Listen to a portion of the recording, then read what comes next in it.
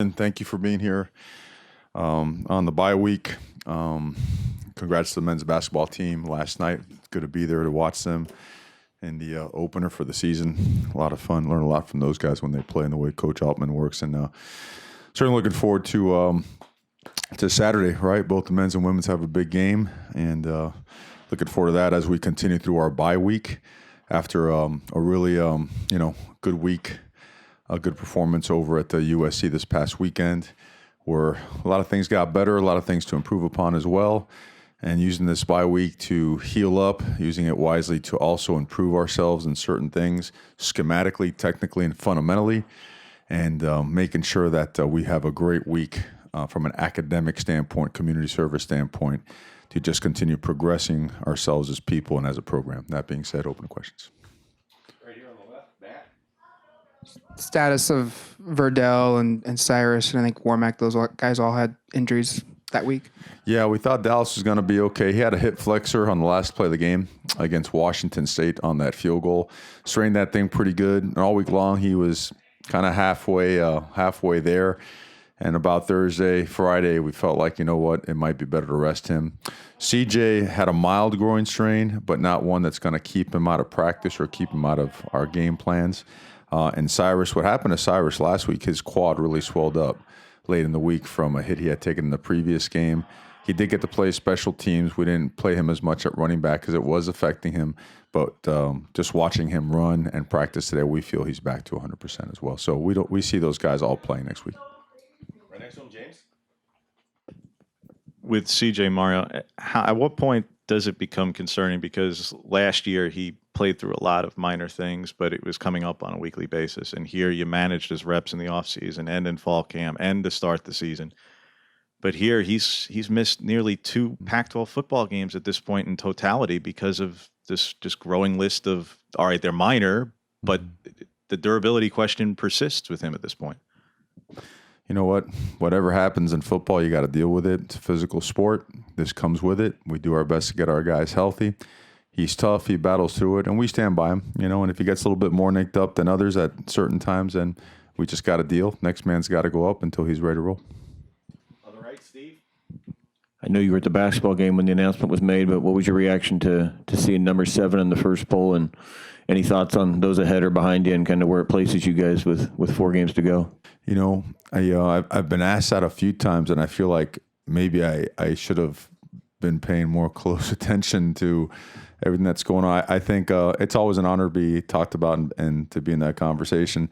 But quite frankly, the whole focus has been, will continue to be us taking care of our own business. That's all it's going to matter. At this time of year, it's a starting point for a lot of teams, but it absolutely plays zero role and has just no effect on the way that we prepare and our mindset as it relates to every single game this season. So our entire focus is on us. I know it's a boring answer, but it's what we do, and we all feel, our entire organization feels, if we ever get off of that mindset, that track, that path, that we're just not real good. So we're going to stay the course and do our very best week in and week out, and everything will take care of itself. That's our belief.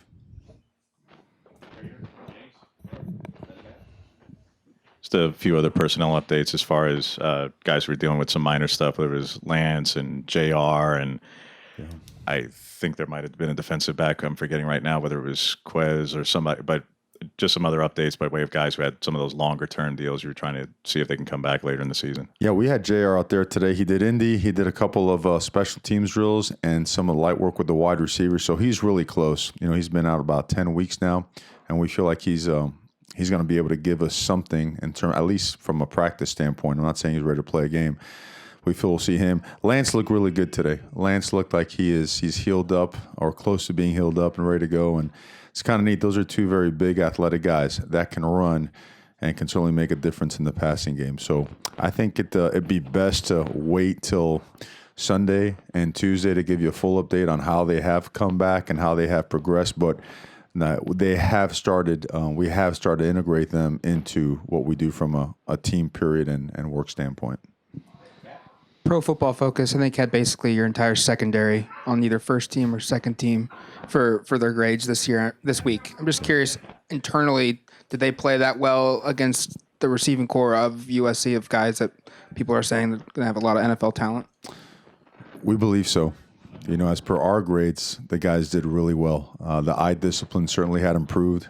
We had lost our way a little bit in previous weeks, and the guys were outstanding. And tremendous leadership by all those guys back there, tremendous accountability. They practiced extremely well.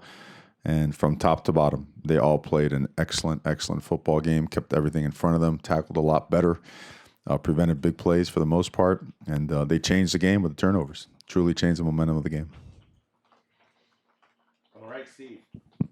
What's been the balance with practice, recruiting, rest this week? Was today the first day back at practice, or just kind of what goes through this week leading into a game week next week?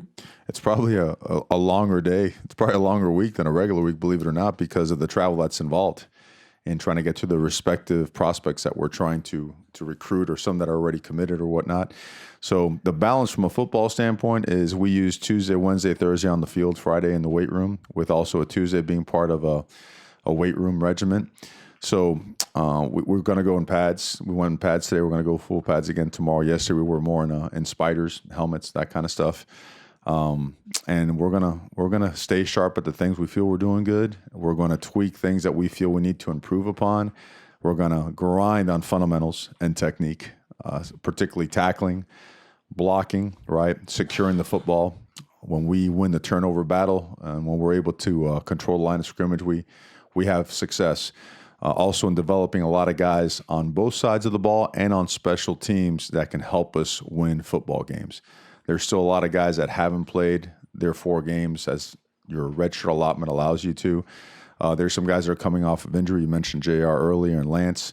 I think all these factors are now in a play. So practice, it's regimented and it's synchronized and choreographed so that all these guys are getting significant reps and the right kind of reps to be able to evaluate them at the end of tomorrow's practice, and then be able to incorporate them into Sunday's now more game plan type practice. James, you're in front. Because the week is so big on recruiting, Mario, can you speak to just what the message is from your staff on the ground this week, maybe if it changed at all slightly given just the time of the season compared to the first bye week? And it's never about one game in recruiting, but how much did last week's outcome, in particular in the recruiting of Southern California, help at all in driving home that message that you're trying to get to resonate with those young men? Well, during this time of year, you can visit the schools. You can't talk to anybody in person. This is still an evaluation period. That's a non-contact period. But I think not only the game itself, it was great to be out there in an area that we recruit extremely hard, an area that we've made a super priority for us, and where a bunch of our guys are from. But I just think the body of work and the trajectory of the program, I think all those things, they speak loudly. And I think a lot of people realize that it's just the beginning, that we're a young football team in a lot of areas, and that, we're going to continue to work on development because a lot of guys are playing at a high level. We're going to continue working on the enhancement of the roster through recruiting, and that area is a huge part of it, as well as the rest of the West Coast. So I don't think we ever stray from our message. I mean, we do what we do, and we also let the body of work speak for itself. And at the same time, knowing that, we still feel our best football is ahead of us, and we haven't played our best football yet. Front left, Matt. No, a lot of your receivers have had good seasons this year, but does Juwan Johnson maybe just present a matchup that no one else on this roster does, just with his size and how he moves at that size for him? I think everybody on the roster brings something different to the table. He had a big game, and you've seen some of the things. And the previous game to this one, big play, 2 big plays in a row, right? Getting the ball down there and doing something with it on that screenplay. He brings a lot to the table, unquestionably. And hopefully you saw it on special teams as well, him running down on kickoff. That's a large man running down there and making things happen. So I think he does. I think the rest of the wide receivers do too. I think we've seen we're not a one-man operation, and we spread the ball around pretty extensively. And it makes for a good dynamic, right? Because there only is one ball, but because there is, you'd like for different guys to touch it. And we're doing that. Coach Arroyo and staff, they're doing a great job getting that ball and being productive with it, which makes us harder to defend. If we're a one horse type of operation, that's eventually people zero in on you, and then you've got to come up with other answers. Right now, we feel like we have a good amount of answers on offense. James? You mentioned some of the red shirts and potential red shirts that there could be. Have you made a decision on Steven, which then brings up my other question about guys who were injured with Randazzo and Dawson, and just how that might shake out with the backups on the O-line? And then there were also some D linemen who could potentially redshirt, and Christian and Keon. Have there just been decisions on some of these guys? Not completely. I mean, there's a lot of football to play. So however the season goes and how injuries occur or hopefully do not occur, that'll determine will have a big factor on the decisions that'll be made as it relates to that. In terms of both Randazzo and Dawson, both those guys, they had pretty significant injuries. So they've been, I know Randazzo's been out for a good while. I think he'll be back in about 3 weeks and help us more towards, the postseason stuff. With Dawson, Dawson will join us in the springtime. With a couple guys were ejected in that game with Austin and Pickett. I'm just curious, how do you handle Austin's, and then what do you make of just Breeze having to step up for him for at least the first half and starting that game? Brady played a great game.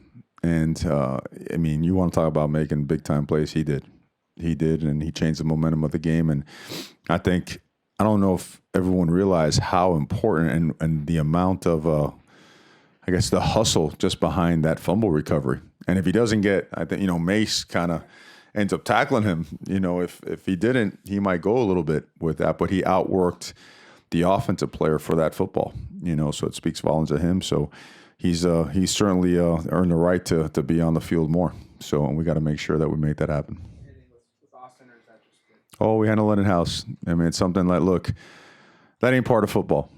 And it's been addressed bluntly, directly, and with an edge to it, because that ain't us. It's not going to be us. It won't be tolerated here. And the message is loud and clear. That doesn't help anybody win, and it certainly doesn't make it tough. He knows how upset I am about it. That's been clearly, let's just say it's been clearly addressed. All right. Got me all fired up right at the end of this thing, man, Appreciate you guys being here. Have a good day, guys.